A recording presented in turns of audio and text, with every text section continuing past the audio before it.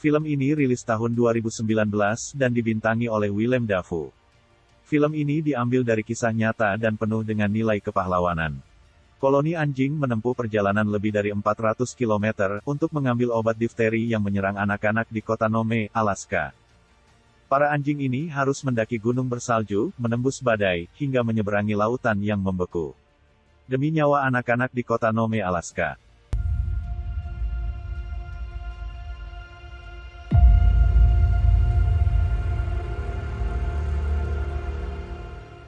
Anjing ini menjadi pahlawan untuk warga kota Nome, Alaska. Anjing pahlawan ini bernama Togo. Dia berlari menempuh jarak 264 mil atau sekitar 424 km untuk mengambil obat difteri yang menyerang anak-anak di kota Nome, Alaska. Film ini diadaptasi dari kisah nyata yang terjadi pada tahun 1925, di mana saat itu kota Nome diserang epidemi difteri yang menyebabkan banyak anak-anak sakit hingga meninggal dunia. Wali kota dan pejabat di kota Nome sangat kebingungan mengatasi wabah difteri ini. Obat hanya tersedia di kota Fairbanks. Perlu menempuh 600 mil atau sekitar 965 km untuk perjalanan pulang pergi. Para orang tua yang saat itu juga ikut membicarakan solusi dari masalah ini sangat resah, karena belum juga ditemukan solusi untuk membawa serum difteri ke kota Nome. Mereka sempat berpikir untuk mengirim obat-obatan dengan pesawat. Namun ternyata ide tersebut tidak bisa dilakukan, mengingat kondisi saat itu sedang musim salju. Di tanah salju sangat lebat, dan di udara butir-butir salju terus berterbangan seperti serangga. Tercatat saat itu sebanyak 20 anak-anak terserang wabah difteri, sedang berada di rumah sakit kota Nome, dan 5 anak dinyatakan meninggal karena wabah ini. 5 have died. Less than 20 more sick here in Nome. Wali kota Nome yang saat itu sedang berbicara di Dexters mengatakan bahwa ini merupakan kondisi buruk untuk anak-anak. Epidemi ini bisa menjadi kabar kematian beruntun apabila antioksidan tidak segera dibawa ke kota Nome, Alaska. Dalam membicarakan solusi di Dexters tersebut, sempat juga ada usulan obat difteri yang bertempat di rumah sakit Fairbanks akan dibawa dengan menggunakan kereta, tetapi usulan tersebut bukan usulan yang tepat. Saat itu sedang musim salju, prediksi akan adanya badai juga menjadi sebab kenapa usulan untuk membawa obat dinilai akan sangat berbahaya, dan hanya akan menyebabkan kerugian dan korban. Mengingat saat itu tahun 1925, kendaraan belum secanggih seperti zaman sekarang. Kendaraan bermesin belum sampai ke kota Nome saat itu. Kendaraan yang biasa digunakan oleh warga kota Nome adalah kuda dan kereta yang ditarik oleh koloni anjing. Seppala sampai ke kota Nome. Setelah lama mengembara bersama dengan koloni anjingnya, dia kaget dengan tulisan "Diphtheria keep out" di tengah jalan. Mendengar kondisi kota tempat ia tinggal sedang kesulitan. Seppala tidak langsung pulang ke rumahnya. Ia memilih untuk lebih dulu pergi ke Dexters, dengan membawa koloni anjingnya. Seppala berharap, mereka yang sedang diskusi menemukan solusi, untuk menyelesaikan epidemi mengerikan ini. Seppala masuk bersama dengan anjing pemimpin koloni, Togo. Seppala yang baru saja datang, langsung ditanya oleh salah satu pejabat. Seppala, kamu dari luar sana, bagaimana menurutmu? Seppala menjawab, bahwa kondisi di luar mungkin akan sangat buruk. Bahkan lebih buruk dari biasanya. Seppala, you're out there. What do you think? Memorable, I think. Seppala menjelaskan bahwa tadi sepanjang perjalanan, kembali ke kota Nome ia dan kawanan anjingnya melihat karibu, binatang sejenis rusa. Togo si anjing pemimpin koloni biasanya akan mengejar kawanan karibu dimanapun ia melihatnya. Tetapi kali ini ia memilih untuk membiarkan kawanan karibu tersebut kabur. Seppala merasa sangat aneh dengan tingkah Togo kali ini. Meskipun ada badai sekalipun Togo akan tetap mengejar kawanan karibu hingga membuat Seppala kesal, karena tidak patuh dengan perintah Seppala. Tetapi kali ini Seppala tidak perlu bersusah payah untuk mengatur Togo. Karena Togo memilih untuk lari menjauh dari kawanan karibu tersebut. Seppala berpikir bahwa ini tidak seperti biasanya. Tingkah lagu Togo yang aneh itu ia ceritakan kepada seluruh orang yang hadir dalam rapat tersebut. Ia memberikan kesimpulan bahwa cuaca kali ini akan sangat buruk. Togo tidak pernah setakut ini saat melihat badai. Seppala menolak secara halus arahan mereka, agar Seppala mau mengambil obat dengan koloni anjingnya yang terkenal tangguh. Seppala keluar dari ruangan tersebut bersama dengan Togo. Di luar ia melihat sisi lain langit yang begitu gelap karena badai. Dari jendela Seppala melihat banyak anak-anak terbaring karena terkena difteri. Seppala merasa tersentuh dengan apa yang ia lihat.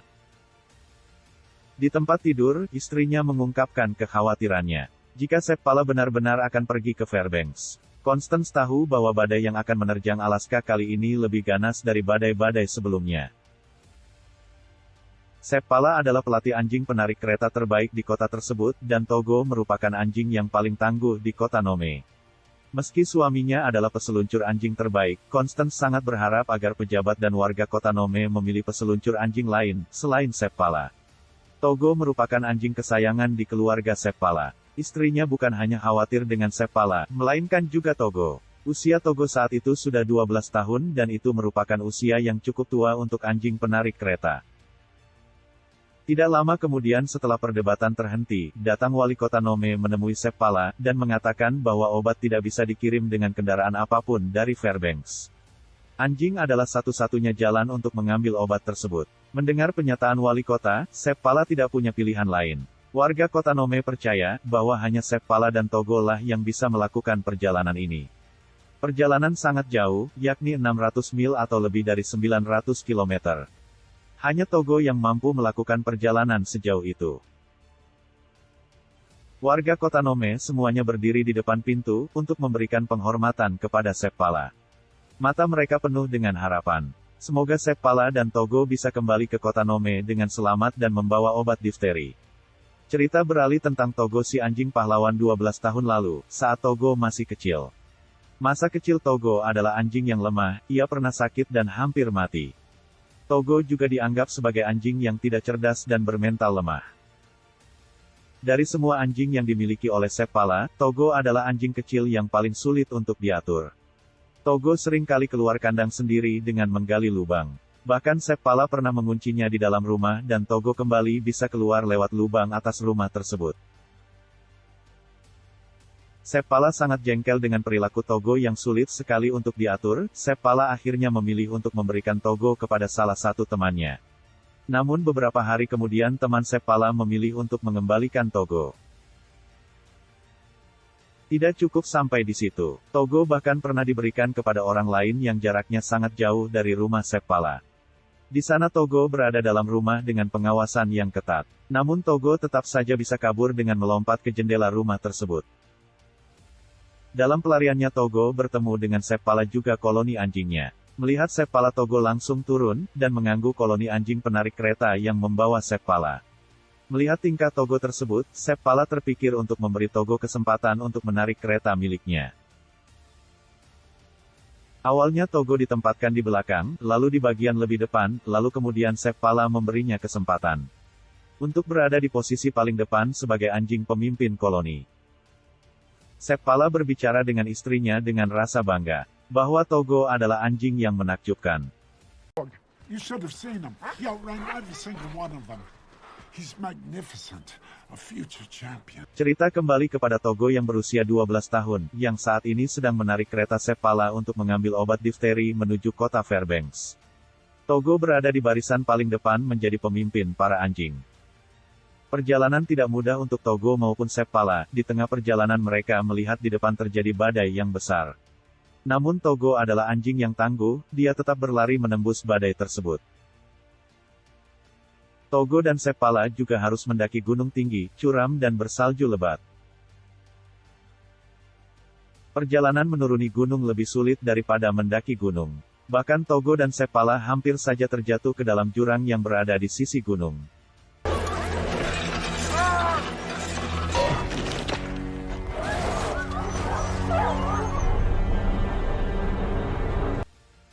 Suasana saat itu sangat panik. Seppala yang berhasil tersangkut dengan salju memberi perintah kepada Togo untuk kembali.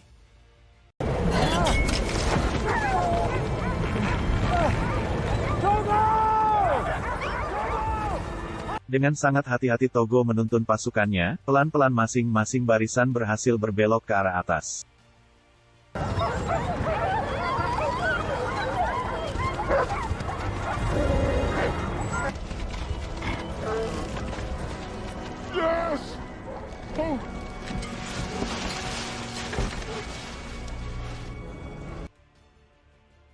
Seppala melihat kaki Togo terluka karena menjadi rem saat mereka hampir terjatuh ke dalam jurang.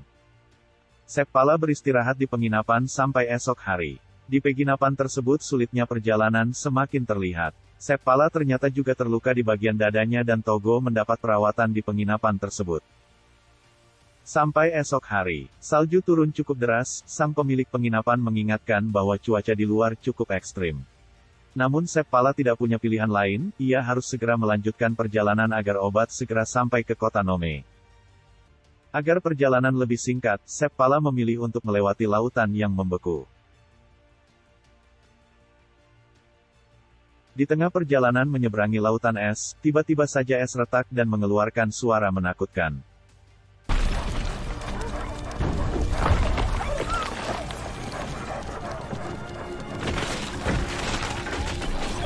Togo dan anjing yang ia pimpin sempat terlihat ketakutan dengan bunyi retakan-retakan es tersebut.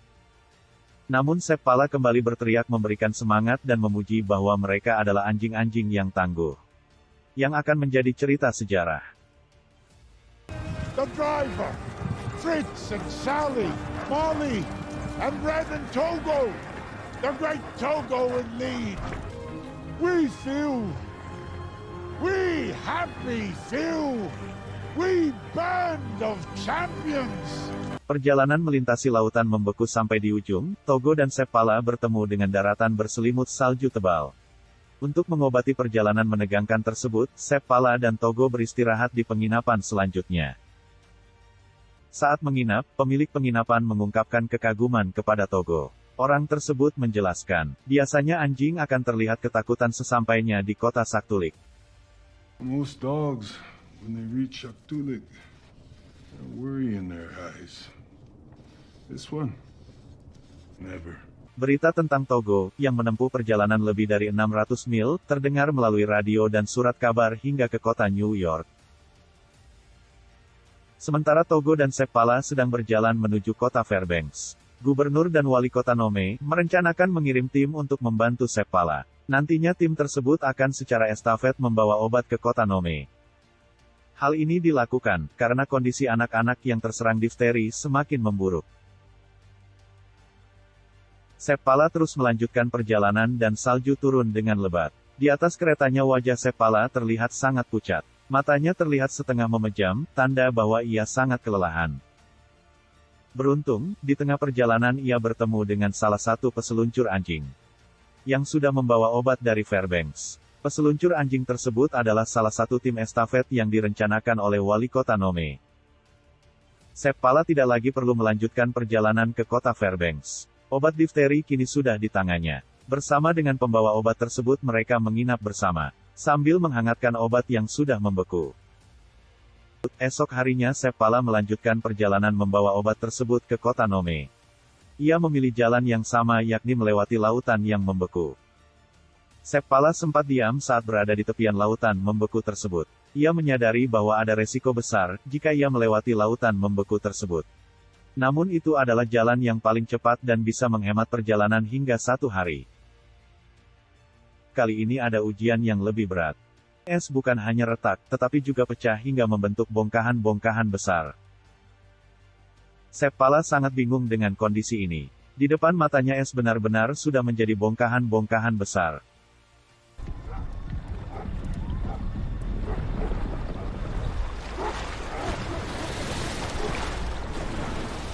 Seppala berhenti sejenak dan membuka kompas miliknya. Seppala kemudian memberikan komando kepada Togo untuk berbelok ke kiri.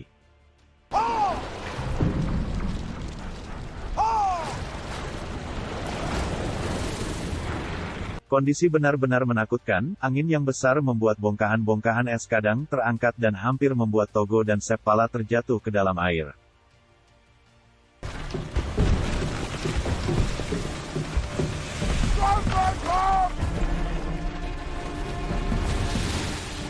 Es yang baru saja terangkat pecah dan membentuk ombak sangat besar. Segera Seppala memberikan komando keras kepada Togo untuk berlari lebih kencang.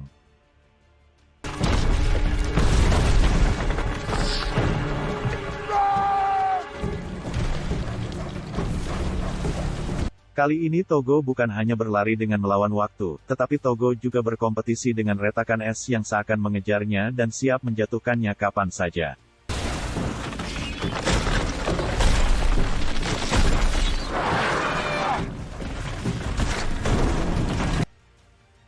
Bahkan sempat juga retakan es membuat kereta Seppala tersangkut.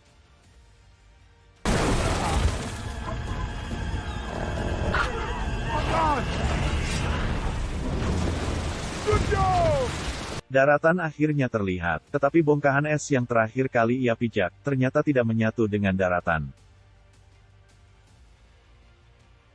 Seppala harus berperang dengan nuraninya kali ini. Dengan berat hati ia melemparkan Togo ke daratan dan memberikan perintah kepada Togo untuk sekuat tenaga menarik bongkahan es tersebut.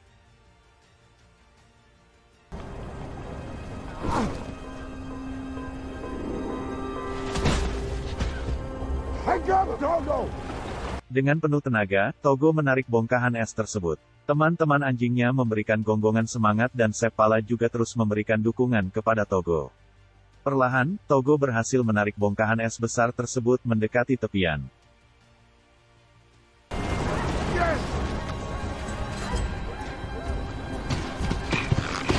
Yes! Fight!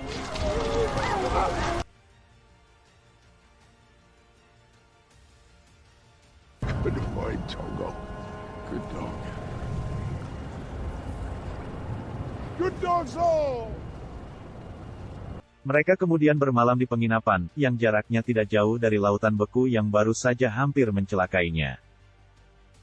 Pagi hari ketika Seppala akan kembali melanjutkan perjalanan, pemilik penginapan yang juga teman Seppala mengajaknya untuk melihat lautan yang baru saja ia seberangi. Sambil melihat lautan yang sudah mencair tersebut, teman Seppala mengatakan, "Semalam aku mengkhawatirkanmu.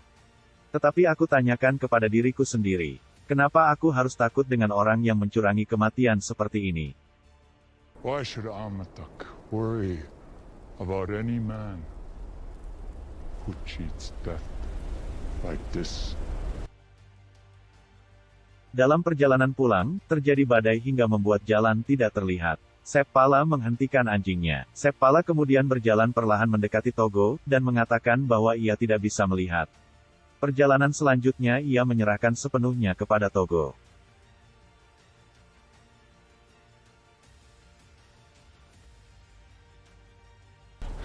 We can't see. We need to get to the next roadhouse. Take us to Big Joe. I know you can.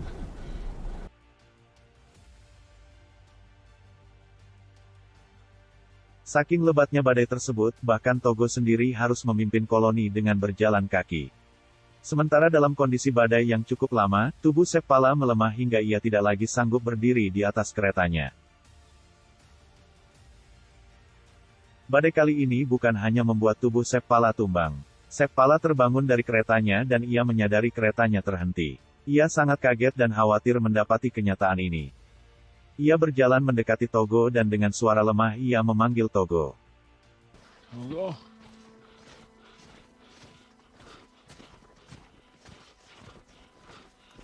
Togo. Seppala melihat Togo sangat kelelahan hingga Togo hanya bersimpu di atas salju. Dengan suara lemah dia berkata kepada Togo, "Jika kita berhenti kita akan mati. Listen, if you stop, you die." Dalam kondisi yang setengah mati tersebut, tiba-tiba saja teman Seppala, Joe, berhasil menemukan dirinya. Joe adalah bagian tim estafet yang dikirim oleh wali kota Nome. Oleh Joe dan temannya, Seppala bersama pasukan anjingnya dibawa ke penginapan. Kali ini Seppala bersama dengan Togo bukan hanya akan menginap di penginapan selama semalam, tetapi akan menginap untuk beberapa hari. Hal ini karena kondisi Seppala dan Togo yang sudah tidak lagi memungkinkan untuk melanjutkan perjalanan. Perjalanan obat difteri ke kota Nome dilanjutkan oleh tim yang lain. Sesuai dengan rencana awal wali kota Nome, obat sampai di kota Nome secara estafet. Tim terakhir yang membawa obat difteri sampai di kota. Segera, obat langsung diserahkan kepada dokter rumah sakit. Tim terakhir yang membawa obat difteri sampai ke kota Nome adalah tim Gunnar Kaasen, dengan koloni anjingnya yang dipimpin oleh Balto dan Fox.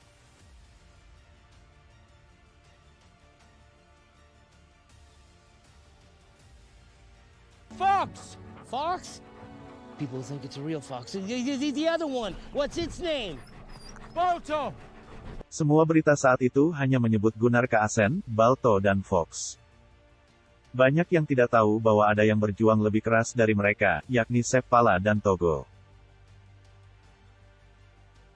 Perjalanan membawa obat telah selesai, kini Seppala kembali bisa beristirahat di rumah bersama dengan istrinya. Sementara itu Togo masih harus melakukan perawatan terhadap kakinya. Meski sudah melakukan perjalanan yang sangat jauh bahkan hampir mati, Togo masih sama seperti dulu. Ia akan terus ikut kemana Seppala pergi.